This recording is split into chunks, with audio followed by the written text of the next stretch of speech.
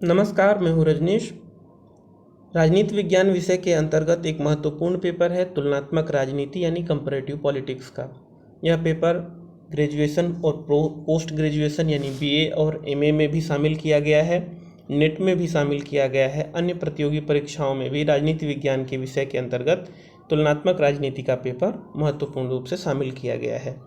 तो आज से हम एक नई लेक्चर सीरीज जो शुरू कर रहे हैं, इसमें प्रत्येक दिन तुलनात्मक राजनीति के बारे में एक नए अध्याय पर हम चर्चा करेंगे।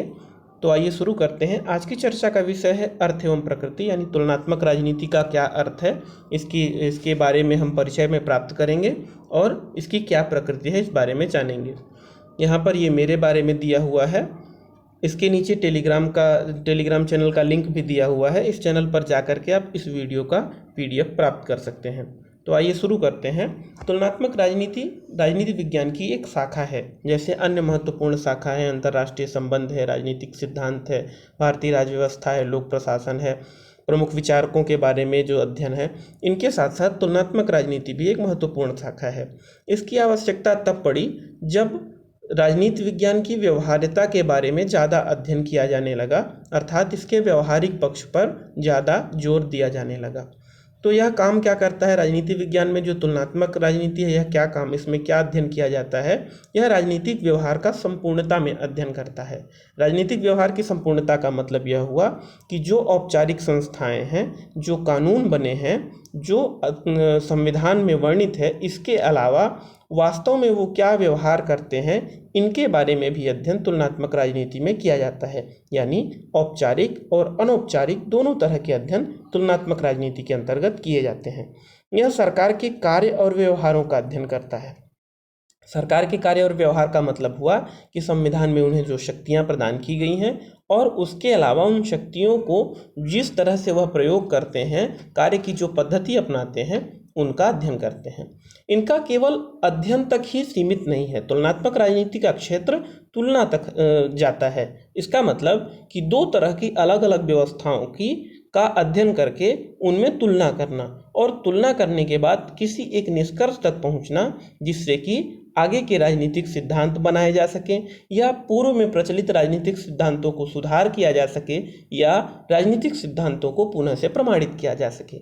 इससे उदाहरण के तौर पे हम देख सकते हैं कि दो राजनीतिक व्यवस्थाओं की तुलना से किस तरह से लाभ हो सकता है। जैसे अगर लोकतंत्र यह माना जाए एक राजनीतिक सिद्धांत के रूप में कि लोकतंत्र जनहित का परिचायक है, तो ऐसी स्थिति में हमें उन देशों के राजनीतिक व्यवस्थाओं की तुलना करनी होगी जहां पर लोकतंत्र है और जहां पर लोकतंत्र नहीं है। ऐसी स्थिति में लोकतंत्र वाले देश जैसे भारत या फिर लोकतंत्र जहां पर नहीं है, ऐसे देशों के राजनीतिक व्यवस्था और जनहित की तुलना करने पर हमें यह ज्ञात होगा कि क्या लोकतंत्र की स्थापना से महत्वपूर्ण परिवर्तन आ जाता है, वह कौन से परिवर्तन है जो आ जाते हैं, और जनहित की स्थापना या जनता का कल्याण, यह किस तरह की व्यवस्था में, लोकतंत्र में या गैर लोकतंत्री शासन में, तो किस व्यवस्था में ज़्यादा अच्छी तरह से जनता का कल्याण किया जा सकता है। जब हम दो शासन व्यवस्थाओं की तुलना करेंगे, उनके कार्य और व्यवहारों की तुलना करेंगे, तब हमें पता चलेगा वास्तव में कौन सी शासन व्यवस्था अधिक अच्छी है। तो इस तरह से तुलना का उद्देश्य है कि पुराने किसी सिद्धांत का फिर से या तो पुष्टि करना या उस सिद्धांत में सुधार करना अथवा नए सिद्धांत का निर्माण करना। यह सरकार के कार्य पर पड़ने वाले प्रभाव और प्रक्रियाओं का भी अध्ययन करता है। केवल कानूनी भाषा में जो लिखा गया है, जो संविधान का भाग है, केवल उसका अध्ययन नहीं करता, बल्कि सरकार के कार्य और प्रक्रियाओं का भी अध्ययन करता है। उन सभी चीज़ों का अध्ययन करता है जिससे कि शासन और शासन की प्रक्रिया संचालित होती है, प्रभावित होती है। जैसे कुछ गैर सरकारी तत्व हैं जिनका उल्लेख संविधान में तो नहीं है, किंतु वह सरकार की प्रक्रियाओं को प्रभावित करते हैं। जैसे गैर सरकारी संगठन है, सामाजिक संस्थाएं हैं, समाज में जाति है, धर्म है, अथवा गैर राज्यीय तत्व हैं या राज्य विरोधी तत्व हैं, जैसे आतंकवादी संगठन है, नक्सलवादी संगठन है। तो यह सब संविधान में या औपचारिक कानून में इनका वर्णन नहीं है, इसके बाद भी यह सरकार के कार्य और प्रक्रियाओं को प्रभावित करते हैं। तो तुलनात्मक राजनीति में इन सारी चीज़ों को भी अध्ययन किया जाता है। तुलनात्मक राजनीति में नई विधि के या विधि के नए सिद्धांतों का निर्माण किया जाता है। इसके बारे में हमने चर्चा की कि हम यह जानने का प्रयास करते हैं, दो व्यवस्थाओं की तुलना करके, राजनीतिक व्यवस्थाओं की तुलना करके यह जानने का प्रयास करते हैं कि कौन से नियम कानून अपना अस्तित्व खो चुके हैं या अप्रासंगिक हो गए हैं, उन्हें हटा दिया जाए, अथवा कौन से नियम कानून नए आवश्यक हैं, उन्हें नए कानूनों को जोड़ दिया जाए। इसके अलावा विभिन्न राजनीतिक व्यवस्थाओं का तुलनात्मक अध्ययन भी तुलनात्मक राजनीति का भाग है। तुलनात्मक राजनीति के इस तरह के अध्ययन के लिए विभिन्न मापदंडों की खोज करना भी तुलनात्मक राजनीति का भाग है। अर्थात जब हम दो राजनीतिक व्यवस्थाओं की तुलना करेंगे तो उसके लिए कौन से मापदंड अपनाएंगे, यह भी जानना तुलनात्मक राजनीति का महत्वपूर्ण कार्य है। तो इस तरह से अगर हम तुलनात्मक राजनीति को परिभाषित करें तो यहाँ पर एडवर्ड ए फ्रीमैन की परिभाषा मैंने ली है। मैंने बहुत ज़्यादा परिभाषाओं को यहाँ पर इस लेक्चर के दौरान शामिल नहीं किया है, क्योंकि वह आपको किताबों में आसानी से मिल जाएंगी। हमें केवल उसके बारे में जो सिद्धांततः बातें हैं, जो आसानी से आसान भाषा में समझाई जा सके, उन बातों को मैंने यहाँ पर लिखा है। तो एडवर्ड ए फ्रीमैन की ये परिभाषा है। ये फ्रीमैन से आप कंफ्यूज मत होइएगा, ये यूएसए वाले नहीं बल्कि यूके वाले फ्रीमैन है, यानी ब्रिटेन वाले फ्रीमैन है। ये तुलनात्मक राजनीति सरकारों के विविध प्रकारों व विभिन्न राजनीतिक संस्थाओं का तुलनात्मक विश्लेषण है। यहाँ पर महत्वपूर्ण बातें क्या है कि राजनीतिक सरकारों के विविध प्रकारों व विभिन्न राजनीतिक संस्थाओं का तुलनात्मक विश्लेषण है। अर्थात सरकार के प्रकारों का अध्ययन करता है और उनके विभिन्न राजनीतिक संस्थाओं, चाहे वो सरकारी संस्थाएं हों, गैर सरकारी संस्थाएं हों, सभी तरह की राजनीतिक संस्थाओं को, ऐसी संस्थाओं का जिनका जुड़ाव राजनीति से है, उनका अध्ययन करता है। अब यहाँ पर हमें एक चीज़ का ध्यान रखना होगा कि तुलनात्मक राजनीति और तुलनात्मक सरकार या तुलनात्मक शासन के मध्य एक अंतर है, और उस अंतर को हमें जान करके ही तुलनात्मक राजनीति के बारे में असली उसका अर्थ पता चलेगा। तुलनात्मक राजनीति का मतलब राजनीति के औपचारिक के साथ साथ व्यवहारिक कार्यों पर भी ध्यान देना है, जबकि तुलनात्मक सरकार जो है वह केवल औपचारिक कार्यों पर ध्यान देता है, औपचारिक कार्यों का अध्ययन करता है, व्यवहारिक कार्यों का अध्ययन नहीं करता। इस तरह से तुलनात्मक राजनीति तुलनात्मक शासन की अपेक्षा अधिक विस्तृत अवधारणा है, और तुलनात्मक राजनीति तुलनात्मक शासन की अपेक्षा ज़्यादा नवीन है और उसमें ज़्यादा वैज्ञानिक पद्धति को अपनाया गया है। तो इस तरह से हम देखते हैं कि तुलनात्मक सरकार एक सीमित अवधारणा है, जबकि तुलनात्मक राजनीति एक विस्तृत अवधारणा है। तो तुलनात्मक राजनीति के बारे में हमने जाना कि यह क्या है। यह एक ऐसा विषय है जो कि राजनीतिक व्यवस्थाओं के, दो राजनीतिक व्यवस्थाओं की तुलना का अध्ययन करता है। यह अध्ययन क्यों करता है? क्योंकि इससे उसे नए सिद्धांतों को निर्माण करने में आसानी होती है, पुराने सिद्धांतों की जांच करने में आसानी होती है। अब तुलनात्मक राजनीति की प्रकृति के बारे में जान लेते हैं कि यह प्रकृति कैसा है इसका। तुलनात्मक राजनीति की प्रकृति के बारे में दो तरह की अवधारणाएं हैं। पहली कि यह एक ऊर्ध्वाधर तुलना है। ऊर्ध्वाधर तुलना का मतलब क्या हुआ? वर्टिकल, यानी ऊपर से नीचे या नीचे से ऊपर की ओर तुलना है। तो कुछ जो परंपरागत राजनीति शास्त्री थे वह ऊर्ध्वाधर तुलना के पक्षधर थे। उनका मानना था कि एक देश में एक राजनीतिक व्यवस्था के अंतर्गत जो सरकारों के विभिन्न स्तर पाए जाते हैं, उन स्तरों के मध्य तुलना को ही हम तुलनात्मक राजनीति में शामिल करते हैं।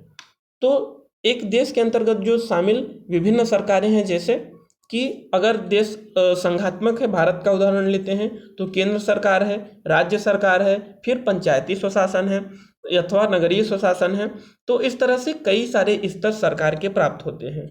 तो ऊर्ध्वाधर तुलना या वर्टिकल जो कंपैरिजन है, उसका मतलब हुआ कि जो विभिन्न प्रकार की सरकारें हैं, उनके एक ही देश, एक ही राजनीतिक व्यवस्था के अंतर्गत विभिन्न प्रकार की सरकारों की तुलना आपस में करना होता है। ऐसे में यह तो आसानी रहती है कि उन सरकारों की परिस्थितियों में समानता रहती है, एक ही देश के होने के कारण कानून में समानता रहती है, लेकिन कुछ परेशानियां भी होती हैं।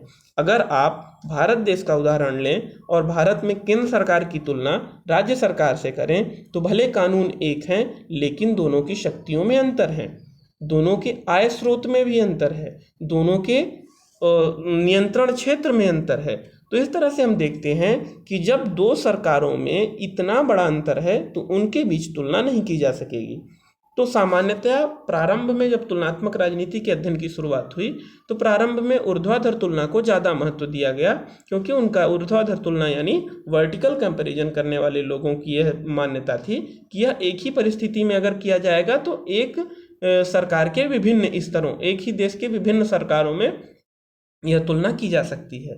लेकिन यह व्यवस्था या यह मान्यता परिवर्तित हो गई। क्यों? क्योंकि यह ज़्यादा दिन तक चल नहीं सकी, उचित नहीं लगी। इसके बाद आता है तुलनात्मक राजनीति का क्षैतिज तुलना यानी हॉरिजॉन्टल। हॉरिजॉन्टल जो तुलना है उसका ये मतलब होता है कि विभिन्न देशों की सरकारों के बीच तुलना।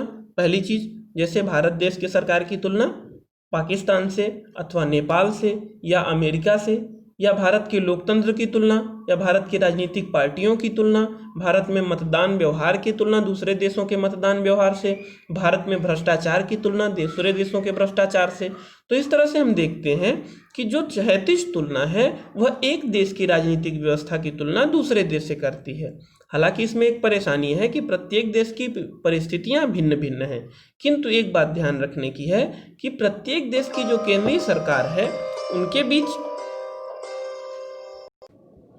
एक समानता पाई जाती है कि वह केंद्रीय सरकार सर्वसत्ता संपन्न है या किसी देश की केंद्रीय सरकार है, सबसे बड़ी सरकार है।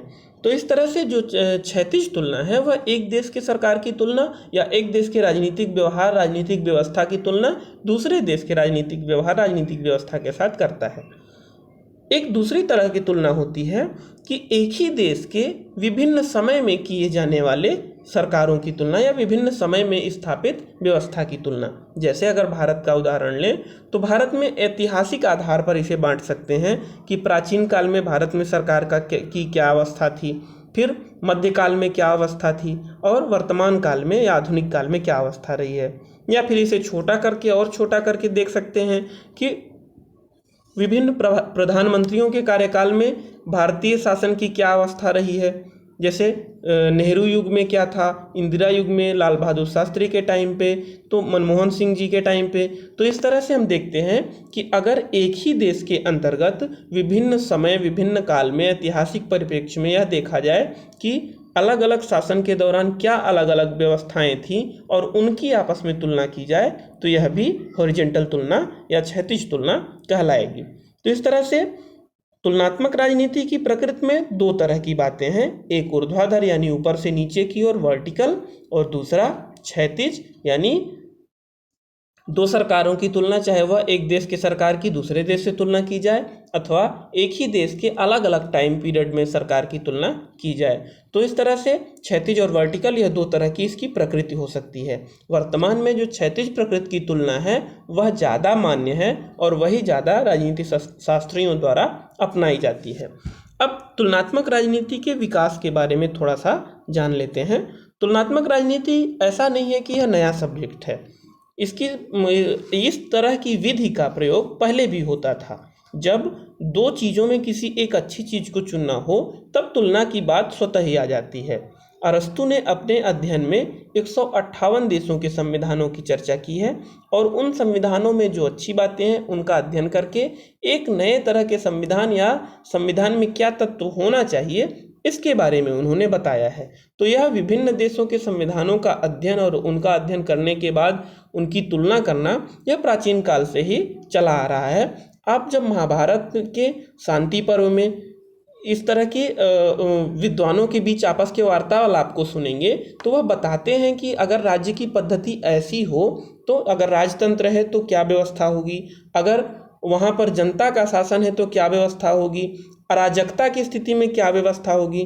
तो चर्चा के दौरान हमें यह पता चलता है कि तुलना विभिन्न सरकारों के बीच या राजनीतिक व्यवस्थाओं के बीच तुलना की जो व्यवस्था है वह कहीं ना कहीं प्राचीन काल में भी देखने को मिलती है, किंतु उस समय तुलनात्मक राजनीति विषय के रूप में इसका उल्लेख नहीं था या तुलनात्मक राजनीति विषय के रूप में यह उपस्थित नहीं था। मध्यकाल के बाद, मध्यकाल तक तो राजनीति विज्ञान में तुलनात्मक राजनीति का विषय के रूप में विकास नहीं हुआ। मध्यकाल के बाद मैकियावेली और मॉन्टेस्क्यू के टाइम पे तुलनात्मक अध्ययन का जोर बढ़ा।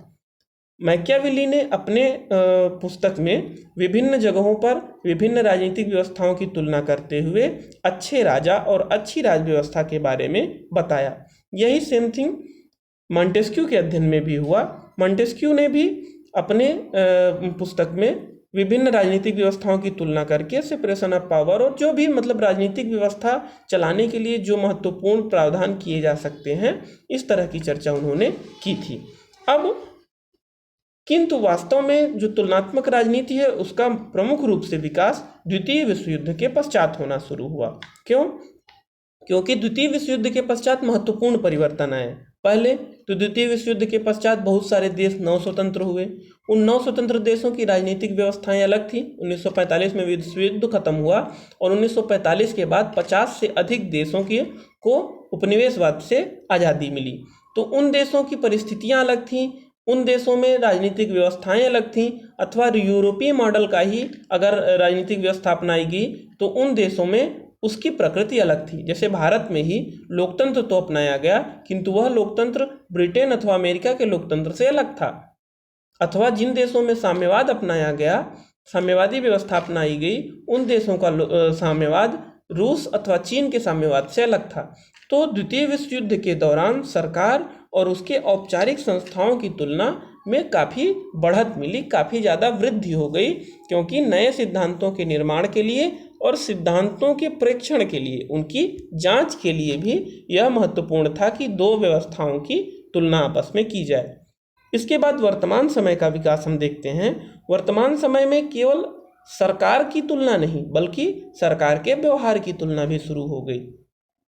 प्रारंभ में जब द्वितीय विश्व युद्ध समाप्त होता है, उसके बाद तुलनात्मक राजनीति में केवल राजनीतिक संस्थाओं के औपचारिक रूप का वर्णन या उनका औपचारिक तुलना की जाती थी, किंतु वर्तमान में उनके अनौपचारिक रूप का, उनके अनौपचारिक कार्यों एवं व्यवहारों का भी अध्ययन तुलना की जाने लगी। तो इस तरह से उन संगठनों के व्यवहार का, उन संगठनों पर पड़ने वाले प्रभावों का राजनीतिक व्यवस्था में आपस की तुलना में इनका भी उपयोग किया जाने लगा। तो तुलनात्मक राजनीति के जो प्रारंभिक स्वरूप हैं वह प्राचीन काल से देखने को मिलते हैं, किंतु वर्तमान में उसका विकसित रूप प्राप्त होता है। अब तुलनात्मक राजनीति का अध्ययन हमें क्यों करना चाहिए, इसकी आवश्यकता क्यों है या उपयोगिता क्या है या इसका क्या महत्व है, इस बारे में भी चर्चा कर लेते हैं। तुलनात्मक राजनीति से कुछ बातें जो पहले की व्यवस्था में या पहले के विषयों में कमी रह गई थी, उसी कमी को पूर्ण करने के लिए तुलनात्मक राजनीति विषय का आगमन होता है। क्या कमी रह गई थी? पहला तो है कि इसके पूर्व का जो अध्ययन है वह अधिक औपचारिक था। तुलनात्मक राजनीति के अध्ययन के पहले जो राजनीति शास्त्रियों द्वारा अध्ययन किए जाते थे वह अत्यधिक औपचारिक थे। उनमें केवल शासन व्यवस्था के औपचारिक रूप को मान्यता दी जाती थी। उनके अनौपचारिक रूप यानी व्यवहार, कार्य एवं ऐसी बातें जो कि संविधान में उल्लेखित नहीं है, उन पर कोई चर्चा नहीं की जाती थी। दूसरा, वैज्ञानिकता की कमी थी, अर्थात जो सिद्धांत निकालने की पद्धति थी वह दर्शन आधारित थी, वह वैज्ञानिक या शोध आधारित नहीं थी। दर्शन आधारित का मतलब कि जो भी नए सिद्धांत निर्माण किए जाते थे, सिद्धांत दिए जाते थे, उन सिद्धांतों के लिए चिंतन को आधार बनाया जाता था। उसकी कहीं भी जांच करना या उसे व्यवहार रूप में लागू करके, तुलना करके अथवा उसे खोज करके लाने की आवश्यकता नहीं समझी जाती थी। तो यह भी उस समय की महत्वपूर्ण परेशानी थी। अगला कारण है सिद्धांत निर्माण और निष्कर्ष निकालने में कठिनाई। जब दो व्यवस्थाओं की आपस में तुलना नहीं की जाती थी तो उसमें नई व्यवस्था में या नए सिद्धांतों में क्या नयापन होना चाहिए, इसमें भी महत्वपूर्ण परेशानी हुआ करती थी।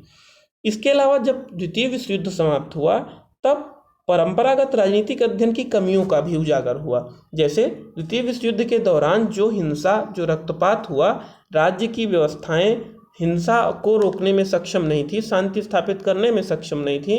तो इन घटनाओं ने इस बात को जन्म दिया कि कहीं ना कहीं हमारे राजनीतिक चिंतन में या राजनीतिक चिंतन की व्यवस्था में कहीं ना कहीं कोई खोट है और इसलिए हमें पुनः से नए तरीके से चिंतन करने की आवश्यकता है।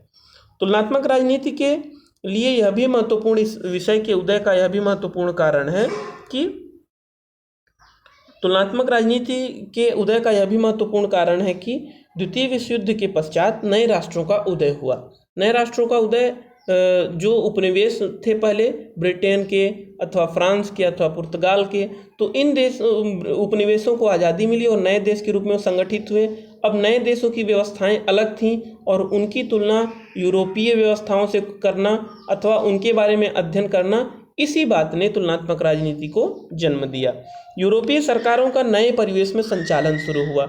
यूरोपीय सरकार का नए परिवेश में संचालन कैसे? जिससे लोकतंत्र एक व्यवस्था है जो कि यूरोपीय और अमेरिकी राजनीतिक व्यवस्थाओं की महत्वपूर्ण विशेषता थी, किंतु इसे जब भारत या गैर पश्चिमी देशों में लागू किया गया, लैटिन अमेरिका में अथवा एशियाई देशों में, तो उसका स्वरूप अलग था, उसका परिवेश अलग था। तो इसलिए इनका अध्ययन तुलनात्मक राजनीति को बढ़ावा देता है। साम्यवाद का उदय भी उसी दौरान हुआ। साम्यवाद के उदय के दौरान बहुत सारे देशों ने साम्यवादी पद्धति को अपनाने के लिए प्रयास किया और बहुत सारे देशों में साम्यवादी शासन स्थापित भी हुआ। इसने भी महत्वपूर्ण योगदान किया तुलनात्मक राजनीति के अध्ययन को बढ़ाने में। इसके अलावा तुलनात्मक राजनीति में राजनीतिक व्यवहार को समझने में यह महत्वपूर्ण सहायक विषय है। और राजनीतिक व्यवहार को समझने के लिए इसके पहले जो परंपरागत अध्ययन होता था, उस अध्ययन के लिए यह राजनीतिक व्यवहार को समझना मुश्किल था। इसलिए तुलनात्मक राजनीति विषय महत्वपूर्ण रूप से थी। उपयुक्त शासन पद्धति की खोज करना भी तुलनात्मक राजनीति का एक महत्वपूर्ण कार्य था। इसका महत्वपूर्ण उपयोगिता है।